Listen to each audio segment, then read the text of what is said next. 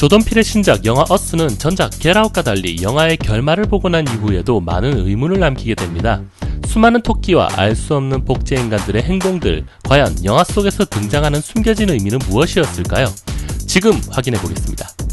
이 영상은 어스의 스포를 담고 있습니다.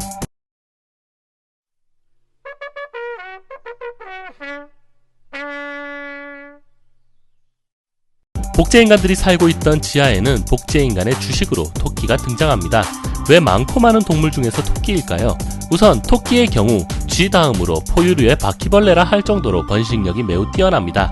때문에 미국인 만큼 존재하는 수많은 복제인간들이 주식으로 삼기에 매우 적합한 것이죠. 또한 동물 복제의 대상에서도 가장 대표적인 것이 토끼입니다. 영화 속에서 웬 금발의 남성이 들고 있는 팻말에 적힌 예레미야 11장 11절의 내용은 다음과 같습니다. 그러므로 주님께서 이렇게 말씀하신다. 이제 내가 그들에게 벗어날 수 없는 재앙을 내리리니 그들이 나에게 울부짖어도 그 말을 듣지 않을 것이다. 즉, 팻말을 든 남성이 있는 길을 지나면 지하세계로 통하는 길이 있음을 암시하고 지하세계의 복제인간들이 지상으로 올라오면 벗어날 수 없는 재앙이 닥친다는 것을 의미합니다. 영화의 후반부 주인공 애들레이드가 아들을 구하기 위해 거울의 방을 지나 에스컬레이터를 타고 내려가면 등장하는 광대한 지하시설은 영화의 도입부에서 나온 자막에서처럼 단순히 산타크루즈 지역에만 있는 지하시설이 아니라 미국 전 지역에 걸쳐 지하시설이 있다는 설정으로 등장하며 복제인간들이 태어나고 살아가는 장소입니다. 복제인간들이 공통적으로 가지고 다니는 주 무기로 쓰이는 가위는 지상세계의 인간들과 복제인간들의 연결고리, 즉 관계를 끊는 단절을 상징하는 의미로 해석됩니다. 때문에 복제인간들이 지상에 본인과 똑같은 사람들을 찾아가 가위로 살해하며 동일한 인간이 아닌 경우에는 위협을 가하긴 하지만 살인까지는 하지 않는 모습도 보여줍니다. 영화 초반에 TV 속 CF로 등장하는 핸즈 어크로스 아메리카는 1986년 5월 25일에 벌어진 자선 캠페인으로 사회 약자와 소외된 이들에 대한 경각심을 높이는 의미의 운동이었습니다. 즉, 1986년에 애들레이드가 지하세계로 들어가기 전 보았던 그 운동을 복제인간들에게 알려줌으로써 복제인간들이 고통받으며 살고 있었다는 사실을 현재의 핸즈 어크로스 아메리카 운동을 재현함으로써 전 세계에 알리고 싶어한 것입니다. 복제인간들은 지상으로 올라와 미국 전역에서 본인과 닮은 지상인들을 찾아가 살인을 저지릅니다. 1차원적으로는 당연히 본인과 닮은 사람을 죽임으로써 더 이상 지하세계의 복제인간이 아니라 본체와의 관계를 단절하고 주체적인 삶을 살기 위함으로 보이나 사실 영화가 전개되는 내내 보면 알 수 있듯이 복제인간들의 지능 수준은 그리 뛰어나지 못하다는 것을 알 수 있습니다. 고로 원래 지상인이었던 애들레이드가 지하세계에 갇힘으로써 생긴 복수심에 의해 복제인간들에게 지상인들을 살해하라고 가르친 것으로 알 수 있습니다.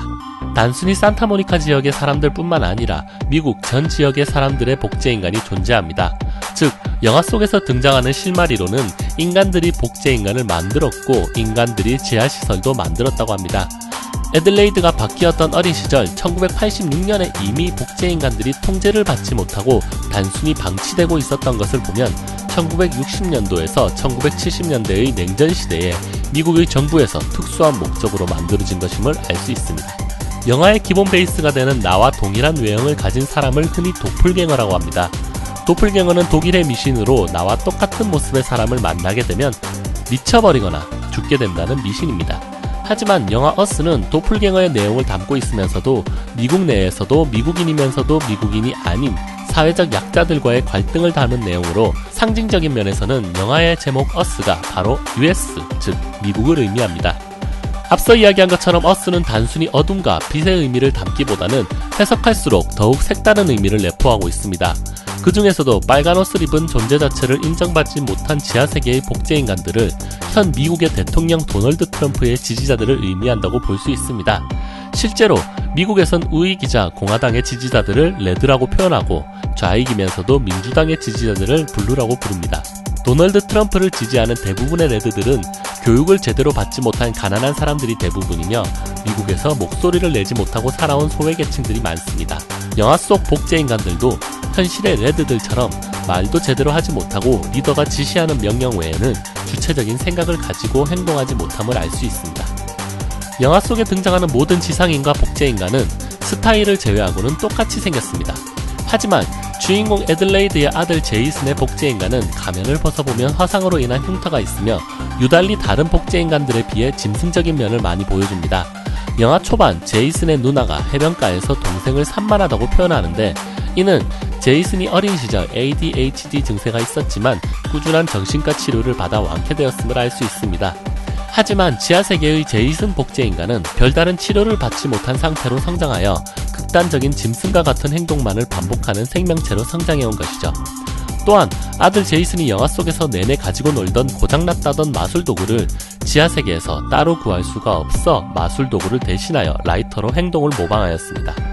때문에 제이슨의 복제인간은 가면 뒤에 화상으로 인한 흉터가 진한 모습을 볼 수 있습니다. 눈썰미가 좋은 사람은 눈치챘겠지만 영화에 등장하는 애들레이드를 연기한 루피타 용호는 마블의 영화 블랙팬서에서 주인공과 썸을 타는 여전사 나키아 역을 연기한 배우입니다.